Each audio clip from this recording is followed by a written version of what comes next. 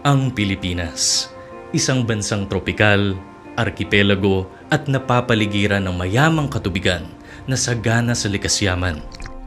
Hindi katakataka na maraming napagkukunan ng hanap buhay ang mga Pilipino rito. Isa ang kanlurang dagat ng Pilipinas o West Philippine Sea sa mga katubigang may malaking ambag at suporta sa kabuhayan ng mga Pilipino. Partikular sa mga mangingisda mula sa mga isla at lalawigan ng Batanes, Ilocos Norte, Ilocos Sur, La Union, Pangasinan, Zambales, Cavite, Batangas, Mindoro at Palawan. Ang West Philippine Sea ay ang opisyal na designasyong iginawad ng Pilipinas patungkol sa mga bahagi ng South China Sea na pumapaloob sa Exclusive Economic Zone o EEZ ng bansa. Ito ay binubuo ng ating katubigan sa kanlurang bahagi ng Pilipinas mula sa Batanes, pababa ng Luzon hanggang Palawan. Dito kumukuha ng ikabubuhay ang maraming mangingisda sa bansa. Sa katunayan, sa datos ng Bureau of Fisheries and Aquatic Resources o BFAR, noong taong 2023, hindi bababa sa 275,520 metric tons ang mga nahuhuling isda mula sa Regions 1, 2, 3, 4 at Mimaropa Region na bumubuo ng West Philippine Sea. Mayaman din sa corals ang West Philippine Sea na nagpapanatili sa produksyon ng marine life o mga isda rito. Ang Kalayaan Island Group ay koleksyon ng iba't ibang features tulad ng mga isla, atolls, reefs at shoals kung saan ang mga coral at isda ay nangingitlog at nagpaparami. Ang mga itlog at larva na ito ay dinadala ng agos sa mga bansa sa paligid ng South China Sea tulad ng Pilipinas. Bukod sa malaking kontribusyon ng West Philippine Sea sa mga isdang nahuhuli rito, sagana rin ito sa methane hydrates, isang substance na nabubuo sa ilalim ng dagat kung saan sobrang lamig ng temperatura at mataas ang pressure gawa ng lalim ng tubig. May malaking reserba rin ng langis at natural gas sa bahaging ito ng bansa. Ayon sa datos mula sa Philippine Department of Energy, ang WPS ay may potensyal para sa mahigit 57.8 trillion cubic feet ng natural gas at 6.1 billion barrels of oil na maaaring may poproduce ng South China Sea. Kaya naman hindi rin may kakailang ang West Philippine Sea ay may ganitong mga yaman na maaaring makatulong sa ekonomiya ng bansa.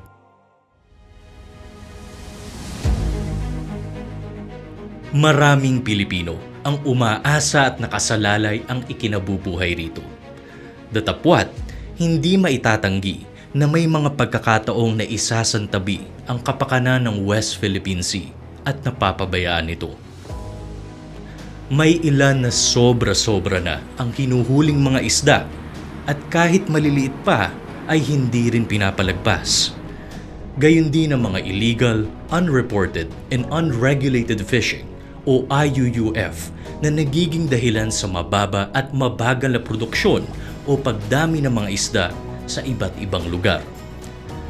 May mga pagkakataong ding hindi maayos ang pagkakakuha o pagkonsumo sa mga likas yaman dito na nagiging dahilan ng pagkasira at pagkawasak ng coral reef na siyang tahanan ng mga isda at yamang dagat.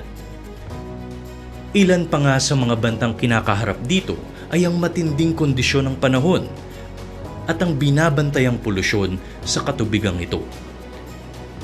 Ito ang mga bantang tuluyang sisira sa kalikasan ng West Philippine Sea kung hindi agad mababantayan at masosolusyonan.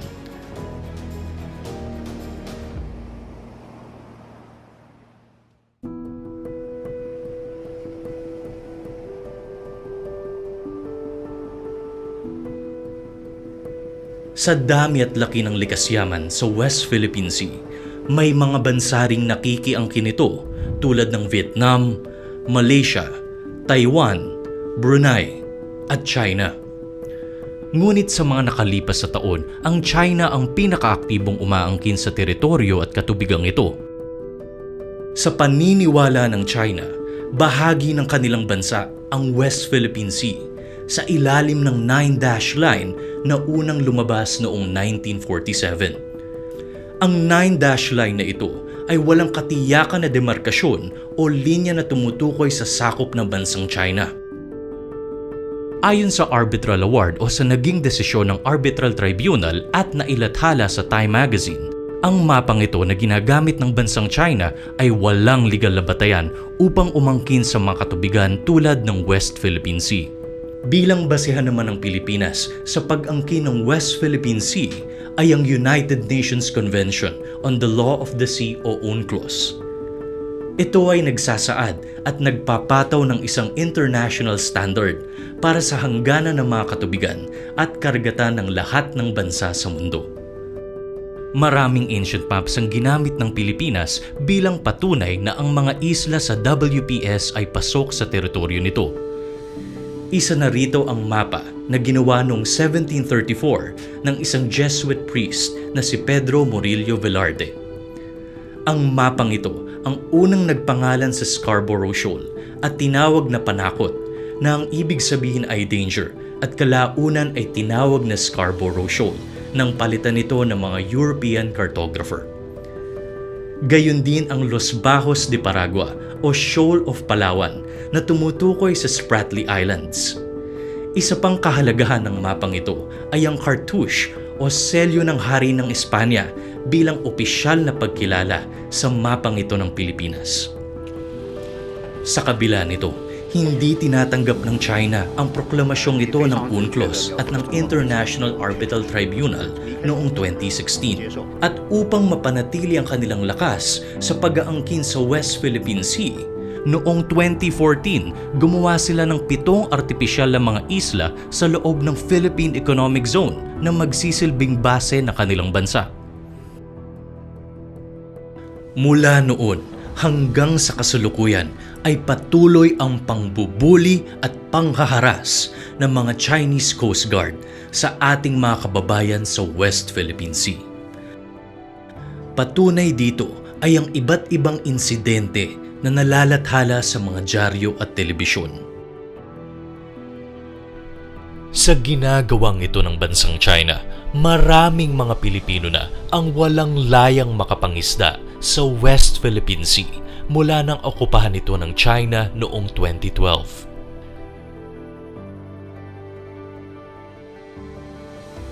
Sa katunayan, may mga mangingisda sa Zambales ang dati ay kumikita pa ng 4,000 piso kada laot. Ngunit ngayon ay wala nang nahuhuling mga isda dahil sa pagpasok ng mga Chinese militia vessel sa West Philippine Sea.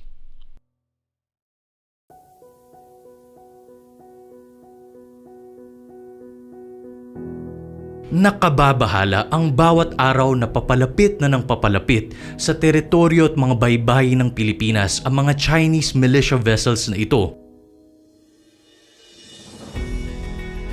Malaki na ang nawawala sa kabuhayan ng maraming Pilipino at malaki na rin ang pinsalang dinulot ng mga ito sa ating likas yaman. Nababahala na ang maraming mamamayan sa kanilang kaligtasan at sa kanilang kabuhayan dahil sa sitwasyon ngayon ng West Philippine Sea. In our international relations, we have faced challenges to our territorial sovereignty, and we will assert our rights and interests in the same fair and pacific way that we have always done.